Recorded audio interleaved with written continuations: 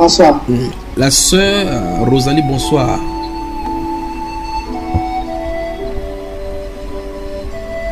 Bonsoir à notre... Je crois que la sœur Rosalie, là, son micro doit être fermé. Bonsoir à notre sœur Albertine. Bonsoir, frère Junior. Bonsoir, frère Junior. La sœur José Pérez, bonsoir. Bonsoir, bienvenue, frère. Bonsoir, shalom. Que le Seigneur vous bénisse. Que le Seigneur... le frère Valérie, bonsoir. Bonsoir, frère Junior. Bonsoir. Malgré la distance, malgré les embouteillages, j'ai tenu que je vais me connecter aujourd'hui pour travailler avec vous, pour qu'on puisse travailler. J'espère que vous n'êtes pas fatigué. Amen. Amen. Alors, j'ai passé par ici et puis je me proposais à dire seulement quelque chose par rapport à l'époque que nous sommes en train de vivre et ce qui nous attend. Parce qu'une chose est de savoir c'est de savoir lire les Saintes Écritures. Une autre chose, c'est de comprendre ce qui s'est passé. Une autre chose, c'est de comprendre ce qui arrive. Et pour la compréhension de ce qui arrive dans le futur, nous essayons tant bien que mal, de part et d'autre, de tâtonner dans les prophéties bibliques avec les événements, tout en les mettant, en essayant d'aligner de façon chronologique. Mais bien souvent, déceler ce que Dieu est en train de faire est la bête noire de chacune des personnes qui lit cette Bible-ci. C'est souvent difficile de savoir dans quelle époque nous vivons. Et ce que Dieu est en train de faire, c'est-à-dire quoi? Quel est son programme maintenant? Alors je passais par chez vous ce soir pour dire, même s'il y a le froid, pour dire exactement ce par quoi nous sommes en train de nous préparer. Nous sommes en train d'amorcer une phase terrible de l'histoire de l'humanité qui va amener beaucoup de désastres et beaucoup de désordres. Et ces désordres, c'est pour amener un nouveau ordre qui sera sur la scène, prophétisé dans les Saintes Écritures et dont les amateurs de ces choses-là ont construit cela depuis la première déclaration à l'issue du 11 septembre, où ils ont mis la machine en place pour mettre cela. Et de l'autre côté, donc, le Seigneur se prépare donc à déverser la dernière pluie sur ses saints en vue de les rassembler pour le grenier. Voilà donc l'enjeu. Voilà donc l'enjeu. Voilà l'enjeu qui est devant nous.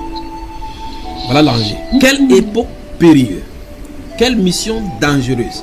Dans cette époque, c'est de vivre sans l'Esprit de Dieu. De s'aventurer sans l'Esprit de Dieu.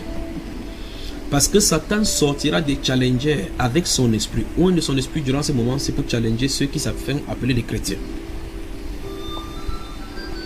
Voilà. Le Seigneur Jésus-Christ, donc, dans ce texte de Jean chapitre 14 et Actes chapitre 1 que je venais de lire tout à l'heure, les versets 12 au verset 28, et dans Actes chapitre 1, versets 4, 5, 6 et 7 jusqu'au 8, les disciples se sont mis à demander au Seigneur si les prophéties bibliques par rapport à sa venue étaient déjà passées. Normalement, tu es censé être roi. Il est écrit dans les Saintes Écritures que tu dois naître à Jérusalem, à Bethléem, mais que tu dois gouverner sur Israël. Mais te voici mort et ressuscité. Tu n'es jamais allé dans un palais. Qu'advient-il du royaume d'Israël? Un certain moment que tu rétabliras le royaume d'Israël. Le Seigneur a dit, votre moment n'est pas de comprendre, votre problème n'est pas de comprendre les temps et les circonstances et les moments que Dieu a fixé sa propre autorité. Donc le temps ne nous appartient pas. Le maître des temps et des circonstances contrôle les temps, contrôle les circonstances. Pour vous, vous avez à vivre ce qui est destiné pour vous, dit-il.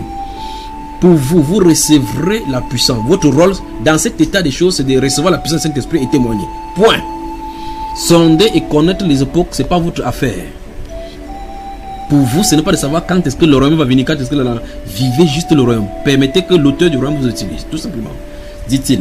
Mais vous recevrez une puissance lorsque le Saint-Esprit surviendra sur vous et vous serez mes témoins à Jérusalem, en Samarie et jusqu'aux extrémités de la terre. Mais au verset 4 et 5, il dit, attendez à Jérusalem. C'est sur ce que veut baser donc l'exhortation de ce soir. L'exhortation de ce soir dans l'attente de la manifestation.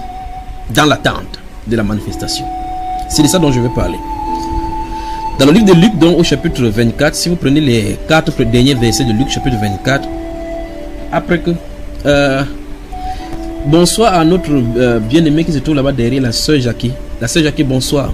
Puisse les soupirs qui se trouvent dans le cœur là se manifester pour l'église aussi. Que Dieu bénisse les saints, que Dieu bénisse. Je suis fier d'avoir des frères et des sœurs comme ça, comme vous dans le monde entier. Malgré les inimitiés créées par l'ennemi, malgré des voies, des recours qu'ils utilisent de part et d'autre avec des événements pour nous tirailler dans le monde, pour nous tirer dans la chair. Nous tenons debout par le Saint-Esprit. Et cette œuvre extérieure du Saint-Esprit se manifestera à l'intérieur. Il nous rendra inébranlables à l'issue de ceci. Parce que tout ceci sont des épreuves d'entraînement. C'est un peu comme vous passez un concours de recrutement militaire et on vous manœuvre avec les exercices. Le but de l'exercice n'est pas de vous tuer. L'exercice, c'est qu'on gagne en aptitude physique. Ici donc, c'est l'aptitude physique et spirituelle. Parce que ceux qui se seront préparés dans ces choses, c'est les éléments périlleux. Les éléments dangereux, frères bien-aimés, nous attendent devant. Et vous allez remarquer, beaucoup de ceux qui se disent chrétiens vont faire ce qu'on appelle en anglais backslide. Ils vont régresser. Parce que c'est le moment donc des tamis. Ce sont ces événements qui vont amener le tamis. Parce que dans ces événements-là, il s'agit d'une guerre spirituelle qu'on va s'engager spirituellement. C'est uniquement ceux qui se seront préparés spirituellement qui pourront en traverser. Ça, c'est de façon universelle. Aucun continent n'en échappera. Aucun. Voilà donc le programme. Et donc Dieu donc déploiera de la même façon son esprit dans tous les endroits où ses enfants l'invoquent. Voilà le programme, mes frères. Voilà le programme. Pour pouvoir tenir face à ces choses, parce que souvenez-vous, nous ne luttons pas contre la chair et le sang. Des lois, il y aura les démonstrations contre des gouvernants. Des lois qui vont pouvoir pousser les gens à bout. Mais pour que les chrétiens puissent vivre exactement avec les regards fixés sur notre Seigneur Jésus-Christ, il va falloir l'esprit. Et l'esprit donc viendra pour challenger. Attendez que ce jeune homme se présente en Europe. Attendez-le, il arrive. Ce jeune homme charismatique. Vous dites Emmanuel Macron est charismatique. C'est le prémisse de la jeunesse de cet homme-ci. Je l'ai surveillé en Sarkozy, surveillé en Macron. Et le voilà qui arrive maintenant. L'Europe avec son président. Attendez-le, vous allez entendre le discours dans le palais de Strasbourg bientôt. Vous allez l'entendre parler des multiples langues. Dit son discours est traduit encore en d'autres langues. Vous dites, ce jeune est perspicace, alors qu'il est sous la couverture de Lucifer. Il arrive, votre président. Alors maintenant, où est-ce que l'Église est en train de se diriger avec cet état de cause? C'est le test donc de la manifestation. Je crois que lorsque j'étais en Europe, en Italie la dernière fois, je parlais de cette chute de cet homme-ci qui est en blanc, qui va aller à l'hôpital, et puis ça s'appelait le grand pape et l'autre pape. Donc voilà les événements qui sont devant de nous. Il y a la secousse des fondations du monde. Parce que le bras armé de Satan est en train de passer entre les mains de la jeunesse. Et vous allez voir effectivement que de la même façon comme Dieu est en train de faire dans le monde entier avec les jeunes, de la même façon Satan de faire, vous pouvez voir les mêmes choses se positionner. Que ce soit parmi les panafricains, vous allez voir des jeunes virulents qui sont en train de discuter et ténailler même les professeurs d'économie, les professeurs d'histoire, démontrant tout ce qu'ils sont faits, la jeunesse. Ça se trouve là-bas. Les pépiniers y se trouvent. Vous allez dans n'importe quelle situation, vous voyez que les jeunes sont en train d'exceller. Voilà le signe pour montrer effectivement un renouvellement et la mise en place d'un système, parce qu'il va les utiliser pour longtemps, parce qu'avec la force de la jeunesse, ils seront virulents. Voilà ce qu'il en est. Donc ne perdez pas de vue la politique qui se passe chez vous. Ne perdez pas de vue la politique qui se passe en Afrique, parce que là se trouvent les dieux égyptiens qui vont venir sur la scène pour corroborer tout ce qui se passe en Europe en réalité. Donc c'est Satan qui a réuni toutes ces armées. De l'autre côté, le Seigneur, vous avez lu le livre de Joël chapitre 2, de cette armée là qui vont venir et qui vont monter dans les murs, n'est-ce pas? Voilà, le Seigneur prépare ses saintes armées. Ils sont dissimulés partout. Le moment viendra, il donnera de ses ordres par le Saint-Esprit, et ils vont commencer le marche. Parce qu'avec ces puissances étrangères qui seront manifestées sur la terre, il faudra l'autorité puissante du Seigneur pour tenir. Et donc vous voyez que sans Saint-Esprit, on ne peut pas avancer. L'heure donc où on est dubitatif vis-à-vis de la parole, l'heure donc où on marque 2 pas devant, 3 en arrière, 4 en arrière, et on passe le temps à dire la Bible ce n'est pas encore pour le moment, l'heure est arrivée, que chacun doit prendre sa place. Le Seigneur Jésus-Christ veut que l'Église se prépare à préparer son intérieur afin qu'il puisse s'y tabernacler de la bonne façon. C'est ce que le Seigneur veut. Il veut tabernacler. Non seulement tabernacler, il y a des vêtements qui seront distribués, les vêtements spéciaux.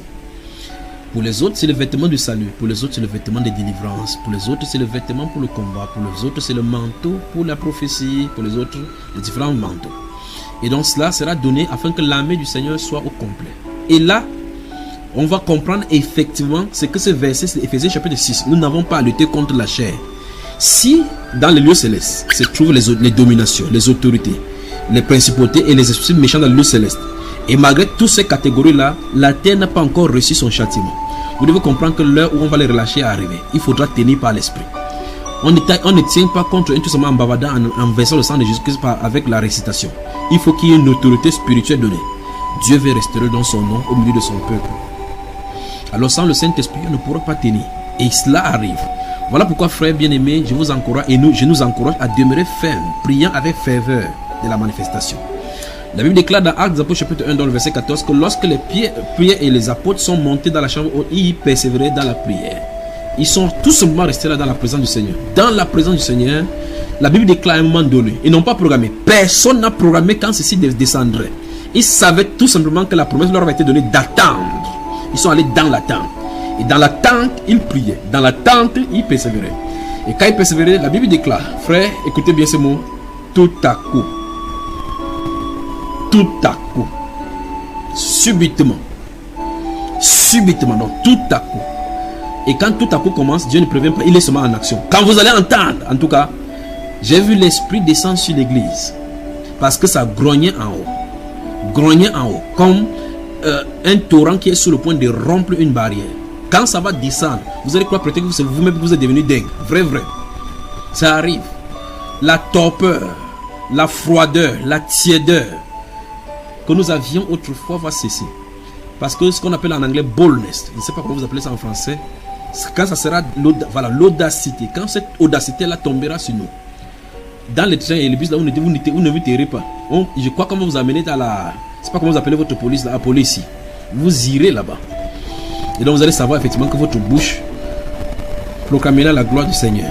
La Bible sera rendue vivante pour les chrétiens. Pour ceux donc qui pensaient que c'est un livre obsolète, datant d'une certaine époque et dont les mécanismes et les méandres de tout ceci passent d'une certaine époque, comprendront maintenant que celui qui l'a fait est vivant. C'est celui qui a dit, une fois de plus, j'ébranlerai encore les cieux.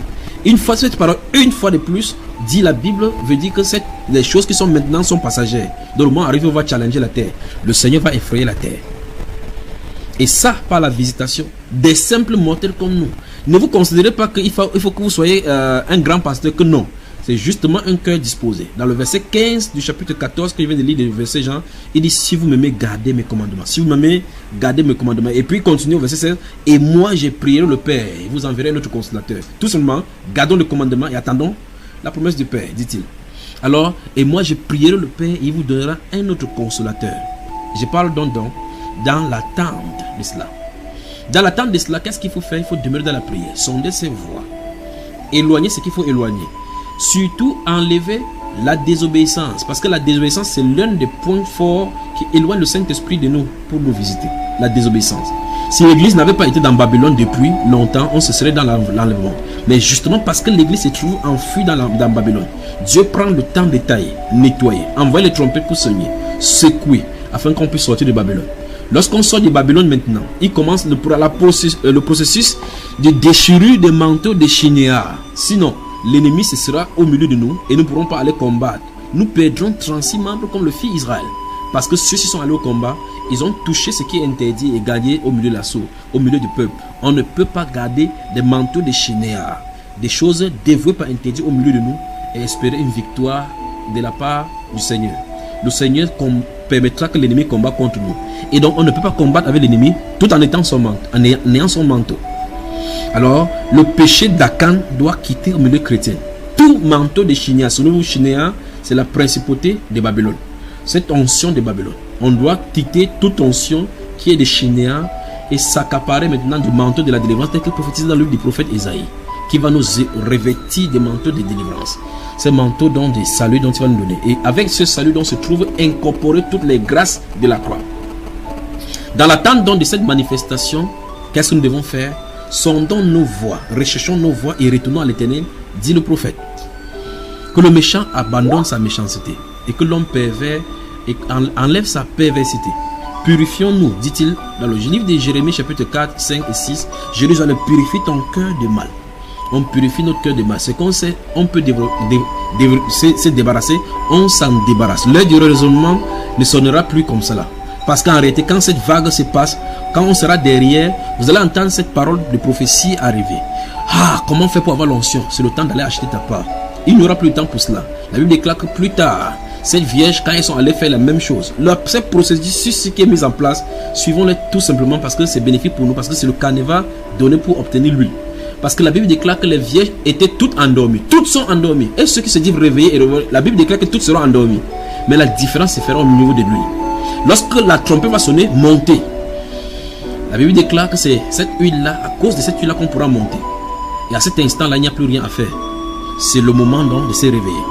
Dans cette préparation donc église, dans cette préparation donc frère, dans cette préparation, dans cette attente, demeurons fermes avant ayant les regards fixés sur Jésus.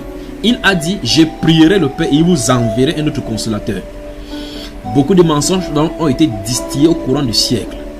Beaucoup de personnes ont appartenu au milieu religieux, croyant qu'ils sont remplis du Saint-Esprit. Parce qu'on leur a enseigné le mensonge, parce qu'on a perdu de vue le mécanisme, sinon la façon, ou mieux encore le tracé ou le canevas que Dieu a donné pour son esprit. On croyait que le Saint-Esprit, écoutez bien le mot, Saint-Esprit est juste un bout de pain où on distribue n'importe comment. Puis-je rappeler que dans Actes des Apôtres chapitre 8, les Samaritains ont reçu la parole, ont cru au Seigneur Jésus-Christ, mais la Bible déclare qu'il n'était descendu sur aucun d'eux le Saint-Esprit.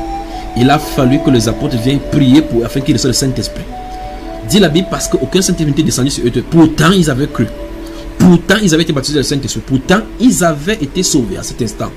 Mais il fallait que le Saint-Esprit vienne tabernacler. Au point où Simon, qui était le magicien, pouvait témoigner qu'à cet instant, le Saint-Esprit donnait à telle personne, telle personne, telle personne. Donc, il voulait en participer. Alors, le Saint-Esprit n'est pas une utopie ou bien quelque chose d'abstrait, de façon physique, qu'on ne puisse pas savoir. Il est abstrait en tant qu'esprit, mais manifestable par ses œuvres. Donc, le canevas est donné dans les Saintes Écritures. L'information, vous avez reçu le Saint-Esprit, vous devrez savoir en étant sûr que vous l'avez reçu effectivement. Parce que vous pouvez voir ses effets et ses œuvres. Si tel n'est pas le cas, vous devez le chercher. Dans le livre de Luc, donc, au chapitre 24, le Seigneur Jésus-Christ dit dans les 4 derniers versets, il dit, attendez dans la ville, dans l'attente. Attendez dans la ville. Attendez dans la ville. Attendez dans la ville. Quand vous lisez la version anglaise de cela, vous recevez une cognée encore dans votre cœur. La façon que la version anglaise met cela.